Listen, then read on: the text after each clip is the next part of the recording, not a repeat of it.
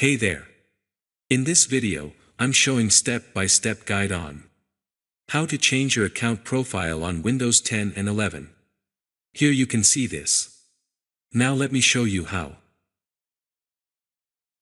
Here down select Start. Click on the account. Click Change Account Settings. Click on your info.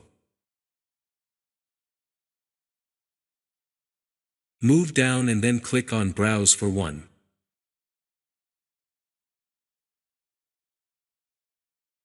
Here select the location where you saved the picture. Let me select this one. Done. Here you can see the picture is now set. Let me lock the screen and I see the changes.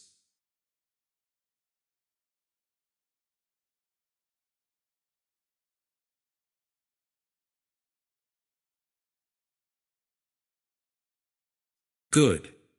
So, that's how you can change your account profile on Windows 10 and 11. Don't forget to subscribe, like and even click on the bell icon so that you don't miss out on new useful videos on the channel. Until next time, have a nice time.